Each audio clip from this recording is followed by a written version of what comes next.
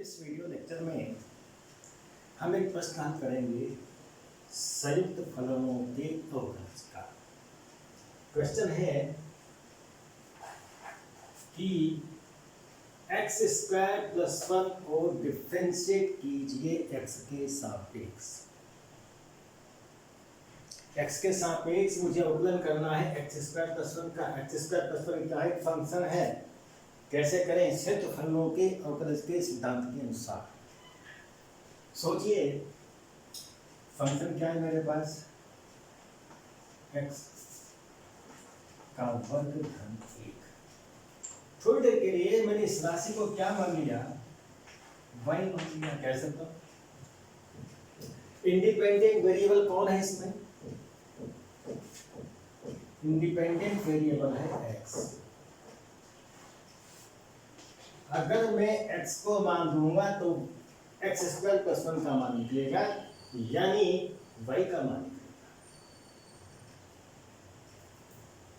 x को दिया मैंने 1 मान, 2 दूंगा, 3 दूंगा, डिफरेंट वैल्यू दूंगा तो एक्स स्क्वायर की डिफरेंट वैल्यू आएंगी। सीधे मैं एक्स स्क्वायर प्लस 1 का मान नहीं निकाल सकता।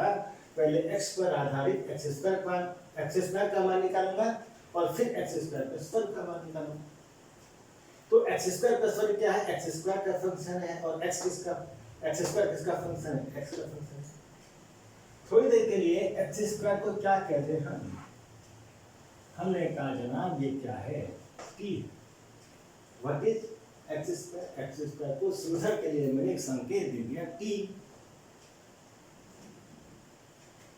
तो t किसका फंक्शन है? t का मतलब एक्स स्क्वायर है। t का मतलब एक्स स्क्वायर है। एक्स स्क्वायर किसका फलन है? x का।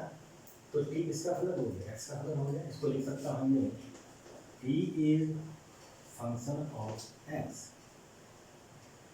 क्योंकि x के मान पर एक्स स्क्वायर का मान निर्भर करेगा। एक्स स्क्वायर का मतलब t, तो t का मान x के मान पर निर्भर करेगा। हमने कहा t is function of x। अगर मैं x को 1 देता हूं तो फल एक्स स्क्वायर का मान कितना आ जाएगा? 1 का स्क्वायर 1। t से मतलब क्या है मेरा? t से मतलब है एक्स स्क्वायर से। x से 1 लिखता हूं तो एक्स स्क्वायर इंटू कितना? 1 का स्क्वायर 1। 2 लिखता हूं तो 2 का स्क्वायर 4। 3 लिखता हूं तो 3 का स्क्वायर 9। अब एक्स स्क्वायर को मैंने t कहा तो ये पूरी राशि क्या बन जाएगी? अगर एक्स स्क्वायर को मैं t कहने लगूं, एक्स स्क्वायर को मैं t कह रहा हूं, तो एक्स स्क्वायर प्लस 1 क्या बन जाएगा? t plus 1। इसी को तो मैं y कह रहा हूं। ध्यान दीजिए एक्स स्क्वायर को मैंने t मान लिया तो एक्स स्क्वायर प्लस 1 यानी y क्या हो गया? t प्लस 1 हो गया। नहीं हो गया? यहां पर कह सकता हूं y किसका फलन है? t का फलन है, क्योंकि y का मान t पर निर्भर करता है। y फलन है t का। फलन के संकेत दिया मैंने h। अब ये बताओ x को मैंने 1 मान दिया, एक्स स्क्वायर t का मान 1 आया, तो t पर इसका मान कितना आएगा? y बराबर 1 प्लस 1 2 आ गया। x बराबर 2 पर फलन का मान कितना है? 4। 4 पर y का मान कितना होगा? 4 धन 1 5। 3 पर 9 t का मान आ गया। इस t के अनुसार, 9 के अनुसार y कितना हो जाएगा? t पर 9 धन 1 10। तो यहाँ देख रहे हैं हम जब x बदल रहा है तो t भी बदल रहा है। t is function of x। और जब t बदल रहा है तो t प्लस 1 भी बदल रहा है। t प्लस 1 को फंक्शन y कह रहा हूं मैं, तो वही संयुक्त फलन वाली बात आई नहीं आई। x के ऊपर कौन निर्भर कर रहा है? t पर कौन निर्भर कर रहा है? y। और y किस पर निर्भर कर रहा है? x पर। t और x में फलन है gx। y और t में फलन क्या है? t प्लस 1 यानी st। तो y फलन है किसका? x का। y फलन है x का। किस रूल के अनुसार? f के अनुसार।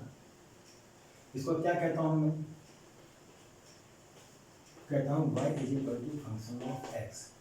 अब मुझे इस f को डिफरेंशिएट करना है, यानी मुझे y को x के सापेक्ष डिफरेंशिएट करना है। कैसे करेंगे?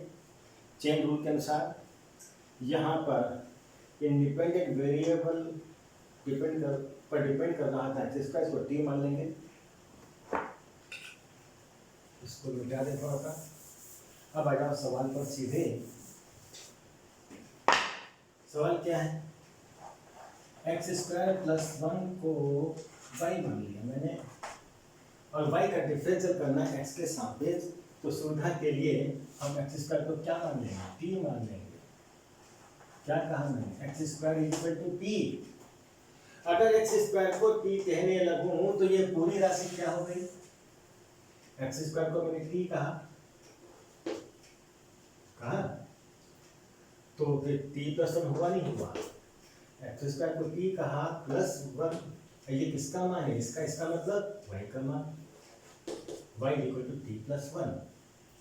इसको कह सकता हूं मैं y is equal to function of t। क्या कह सकता हूं? कैलकुलेशन इसकी जरूरत नहीं पड़ेगी मुझे, लेकिन y बराबर t प्लस 1 को मैं चाहूं तो y का मान t पर निर्भर करता है, तो क्या कहूंगा? y function of t। यहां कहता हूं एक्स स्क्वायर बराबर टी, सीधा कर ले इसे, टी बराबर एक्स स्क्वायर। तो टी किस पर निर्भर कर रहा है? एक्स पर निर्भर कर रहा है, तो T is function of x. Function के संकेत के लिए मैंने ची लिया है। अब टी का मान एक्स पर निर्भर कर रहा है, तो टी का एक्स के सापेक्ष डिफरेंशियल करूंगा। क्या लिखा जाएगा? टी के आगे डी अपॉन डी एक्स लिख देंगे। टी का डिफरेंशियल एक्स के सापेक्ष क्या होगा? dt by D x. इधर डिफरेंशियल करूंगा तो क्या आएगा? एक्स स्क्वायर का डिफरेंशियल क्या होता है? पावर रूल के अनुसार दो, ये एक्स की घात 2 है ना, इसमें से एक घात कम हो जाएगी, 2 में से एक, और ये 2 कहाँ जाएगा? इधर आ जाएगा, 2x आ जाएगा।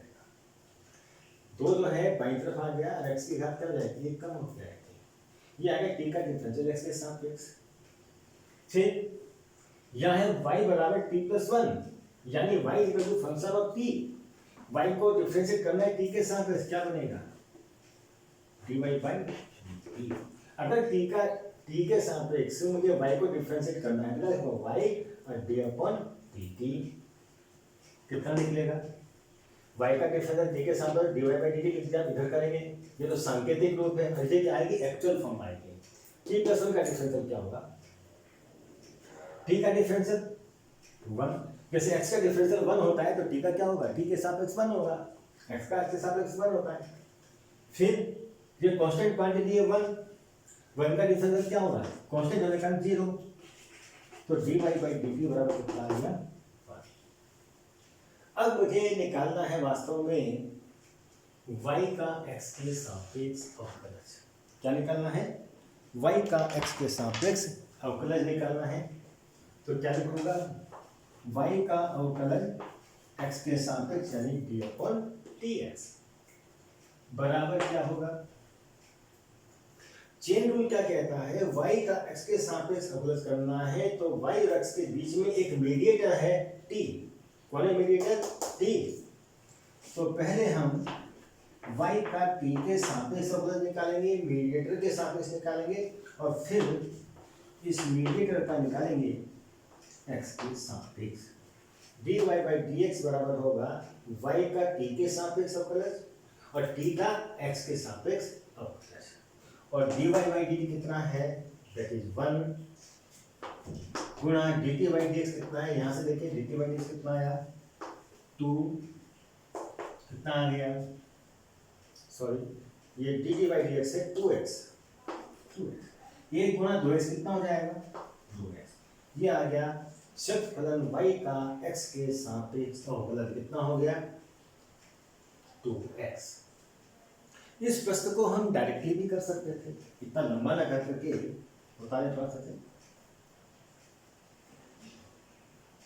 मुझे सवाल दिया था एक्स स्क्वायर प्लस 1, इसको डिफरेंशिएट करना है तो पहले इसको y मान लो, उसको नाम रखना ही पड़ेगा, ऐसा मैं y कह दिया। मुझे y का x के सापेक्ष अवकलज चाहिए, तो क्या करूंगा? दोनों पक्षों का x के सापेक्ष अवकलन करने पर क्या मिलेगा? वाई का एक्स के सापेक्ष डी अपॉन डी एक्स लगाना है बस। फिर इधर भी डिफरेंशियल करूंगा D upon D x of x square plus one. ये ध्यान रहे वाई सांकेतिक रूप है, x square plus one actual form है। फलन तो एक्स स्क्वायर प्लस वन है, इसको मैंने सुविधा के लिए वाई संकेत में कह दिया। तो दोनों पक्षों का जब डिफरेंशियल करूंगा तो y का x के सापेक्ष डिफरेंशियल क्या कहलाएगा, y के आगे d अपन dx लगाएंगे। अब इसको करना है तो संकेत में ही, ये वास्तव में करना है तो क्या होगा, x स्क्वायर प्लस वन के आगे d अपन dx लगाएंगे। और अब ये दो फलनों का योग है, बारी बारी से इन दोनों का अवकलज लिखेंगे, डिफरेंशियल लिखेंगे। क्या बन जाएगा, एक्स स्क्वायर का डिफरेंशियल क्या होता है, x के सापेक्ष 2x होता है प्लस इसका डिफरेंशियल कितना होगा, वन कांस्टेंट है, कांस्टेंट का डिफरेंशियल हमेशा जीरो होता है तो ये हो गया जीरो। तो आंसर आ गया 2x प्लस जीरो। डायरेक्टली हम इसको कर सकते हैं। ठीक है, ताली।